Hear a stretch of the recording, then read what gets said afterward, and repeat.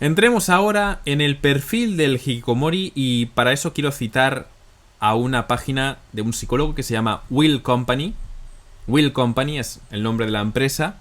Lo que se encuentra un padre cuando va a un psicólogo, a un médico o va a una consulta de estas de casa, ¿no? Y le dice, mi hijo es un hikikomori, no quiere salir de la habitación, ¿qué puedo hacer? Empieza pues a detallarse un historial de qué ha ocurrido, ¿no? Y normalmente los padres japoneses, los padres no recuerdan haber hecho nada especial.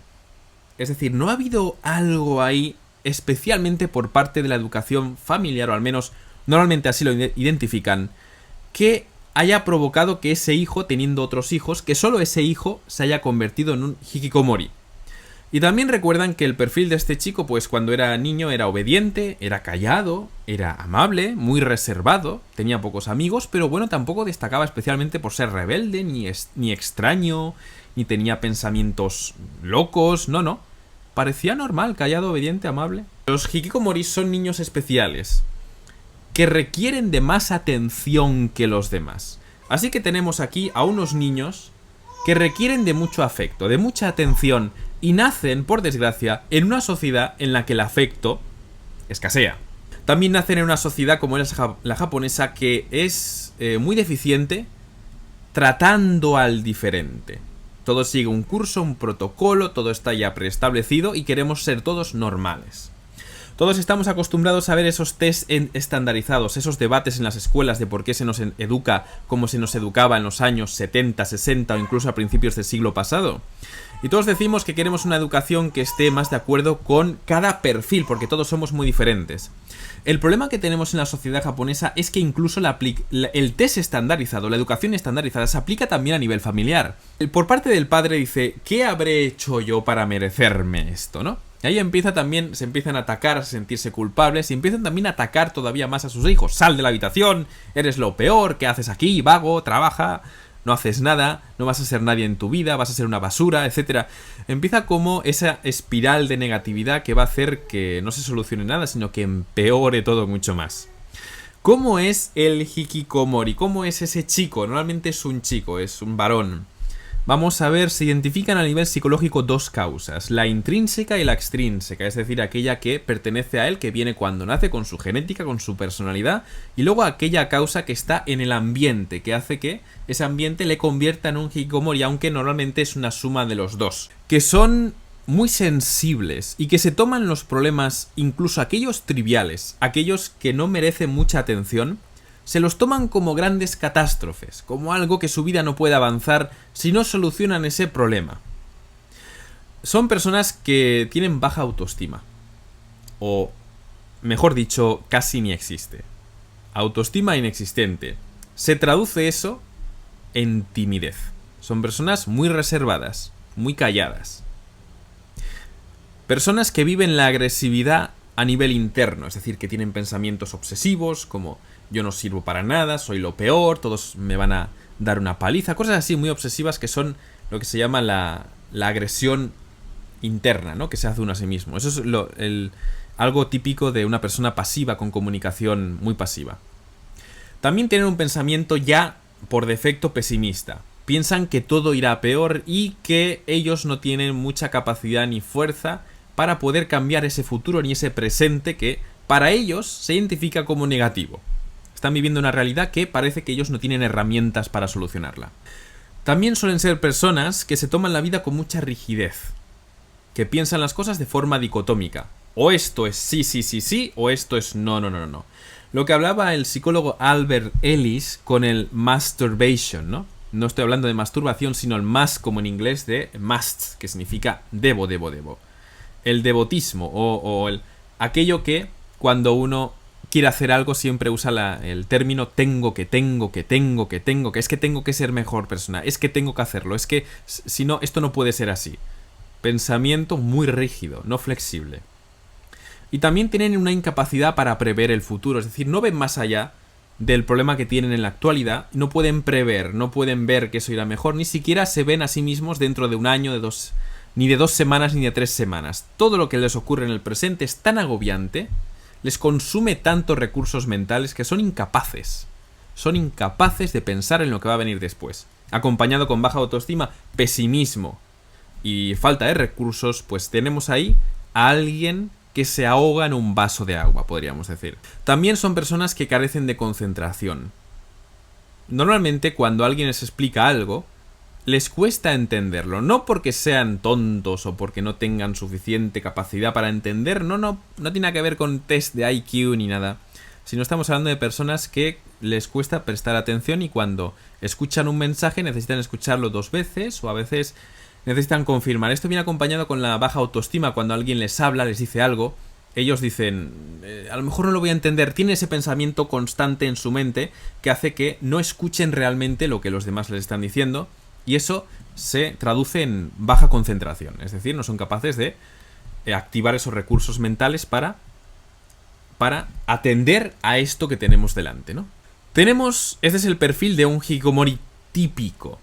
Tenemos que entender todos los rasgos del hikikomori como alguien que lo lleva al extremo y que tampoco tiene ni nadie le ayuda ni tiene recursos para salir del hoyo. Se mete en un pozo él mismo por su personalidad y luego todos le hunden más. Que ese es el problema.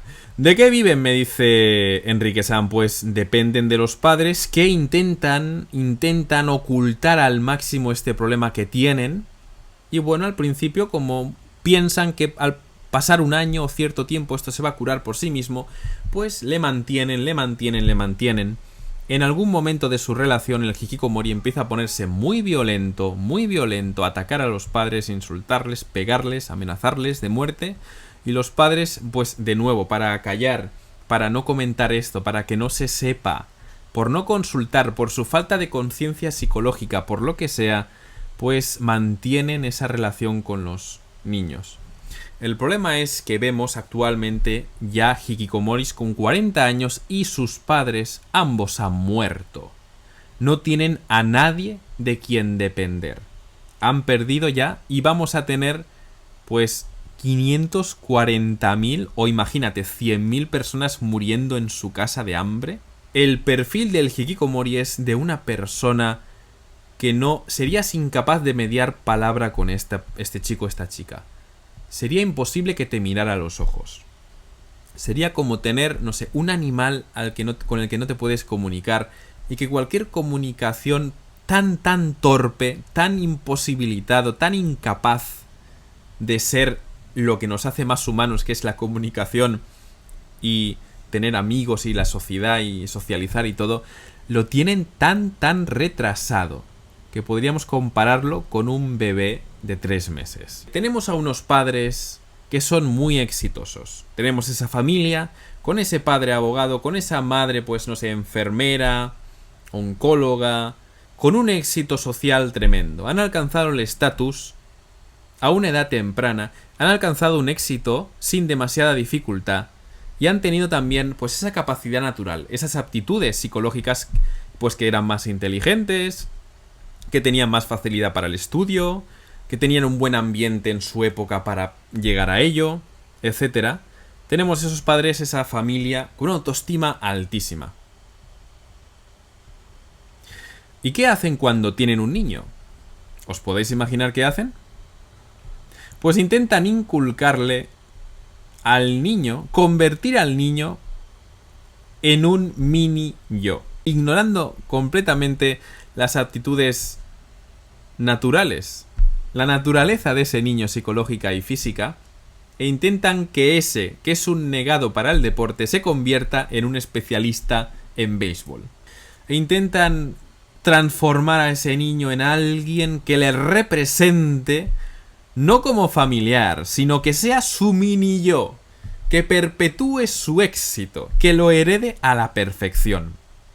Podríamos hacer la imagen de tener un clavo que es cuadrado, perfectamente cuadrado, y lo intentan meter en un agujero redondo que no entra, y le empiezan a dar martillazo tras martillazo, rompiendo la pared y modificando ese agujero con tal de que entre, ignorando el tamaño, la forma y la fuerza con la que tienen que martillear ese clavo.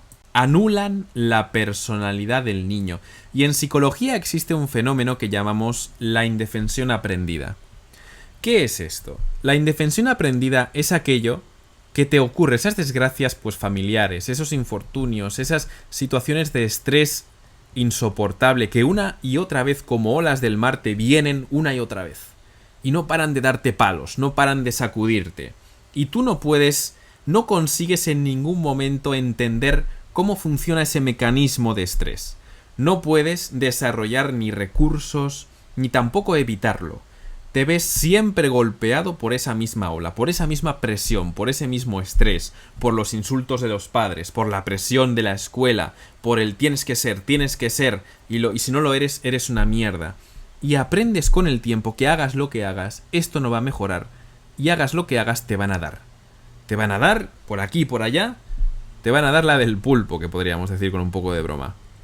Y el niño, o la niña, aprende que pues se vuelve un reprimido, es decir, todo lo reprime, no intenta externalizarlo y intenta por todos los medios pues no llamar la atención, no provocar la ira de sus padres, intenta contentarles, se vuelve alguien hipersensible cuando ve una mínima cara de enojo reflejada en sus padres, ya interpreta que lo que él ha hecho era negativo, estaba mal hecho y que él no tiene ni habilidad ni inteligencia suficiente para hacer algo en la vida. Es decir, desaparece su autoestima. No se crea nunca el self. El yo no existe en ese niño. Y todos sabemos que los niños cuando alcanzan 14, 15 años entran en esa etapa de rebeldía. Que la rebeldía está muy bien, ¿no? Porque aunque fastidia mucho a los padres y nos molesta mucho, pero es esa época en la que el niño intenta buscarse y encontrarse a sí mismo. Es decir, el padre le dice, tienes que hacer esto, y él dice, no me da la gana, no quiero. Y en algún momento, si el niño insiste mucho, como esos que queréis estudiar japonés y decís, quiero estudiar japonés, quiero ir a Japón, y tu padre te dice, no, qué tontería, eso no sirve para nada, pero tú sigues siendo rebelde, quiero hacerlo, tu padre en algún momento va a decir, haz lo que quieras, déjame en paz, pero de verdad. Si te gusta esto de Japón, asume las consecuencias. Yo no te lo voy a pagar, pero haz lo que te dé la gana. Es ahí cuando el niño, la niña, se autoesculpe, cuando crea su personalidad. Es en ese momento de rebeldía en el que uno encuentra el camino. ¿Qué ocurre? Que estos niños que llevan tantos años de represión y de estrés en casa y presión, que tienen 8 años y ya tienen que elegir la universidad a la que ir, ya tienen que ir están estudiando piano, llevan haciendo inglés desde los 6 años, no tienen tiempo para jugar, todo lo que hacen es por obra y por orden de los padres porque esto sirve para estudiar. Van luego a esas fiestas solo por la imagen, el estatus, van a lugares que no quieren ir, hacen cosas que nunca le han interesado solo por contentar a los padres y encima que lo hacen todo eso se llevan el cabreo, las regañinas, las broncas de los padres. Están hartos de la sociedad, hartos de su familia. Y cuando llega a esa etapa de supuesta rebeldía, no son capaces, no tienen la personalidad suficiente como para definirse, porque ya se han rendido, ya han dejado de luchar, no tienen ni ideales, no tienen ganas de ser nada en la vida.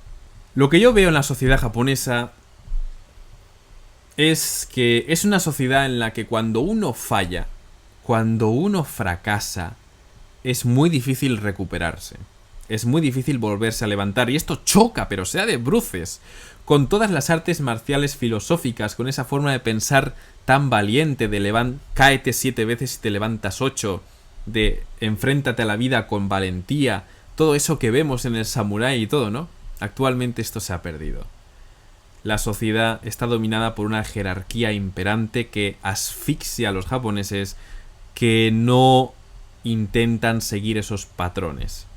Una vez que fracasas es muy difícil, cuando tu currículum está manchado, cuando tu carrera se ha visto un obstáculo, te has encontrado con un jaque mate social, cuando te han echado de esa empresa, te han corrido de la empresa y eso queda en tu currículum. Te quedas sin estatus, no eres nadie, has perdido ese lugar de procedencia que viene más casi por sangre, la dinastía, por castas. Estamos muy cerca de la casta psicológica mental, no de la casta real como existe en la India. Y esto lo podemos ver como ejemplo en todos aquellos políticos que cometen un simple error, que en cualquier otro país no paramos de ver políticos corruptos, robando, aplicando normas que, bueno, provocan pues pérdidas económicas terribles, y ninguno de ellos dimite, ¿verdad? Pero en Japón vemos constantemente a ese político que dimite en cuanto se le descubre, esto es muy importante en la sociedad japonesa, cuando se le descubre, cuando sale al plano social, cuando todo se sabe, es cuando dimite, cuando ya no eres nadie, cuando ese japonés, esta cultura, y esto es algo muy típico de la sociedad asiática, que es el pasado vive en nuestro presente, es algo típico del sintoísmo, es algo que te van a recordar toda tu vida. Has fallado una vez, eres un fracaso humano.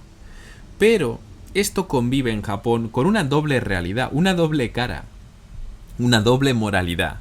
Mientras no se sepa lo que haces, no pasa nada.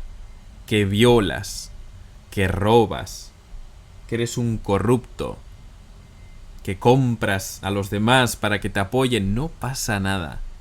Pero como eso se sepa, estás cagado. Dimite, huye, vete, desaparece de aquí, porque nadie más te va a contratar, vas a perder todo tu estatus. Y eso es lo que provoca muchos de los suicidios también. Está conectado con el suicidio. ¿Qué tal? ¿Os habéis identificado con el perfil del psicólogo? ¿Habéis identificado también causas extrínsecas, la familia, el ambiente, la sociedad en vuestro país, ¿no? ¿Lo veis así? ¿Estáis siendo sometidos a este tipo de estrés y lo vivís con este sufrimiento? Ver a 4 policías, porque encima viene un policía y vienen 20 que parecen gitanos, o sea, dando con un palo, pero como si fuera un boken, hay de estos, una katana estas de madera. Sí. Dando de hostias a palazos al pobre señor en el suelo. ¿No es eso peor que ver a un tío que pega un tiro y ya, bueno, pues le habrá hecho lo que le haya hecho al pobre señor, pero por lo menos no está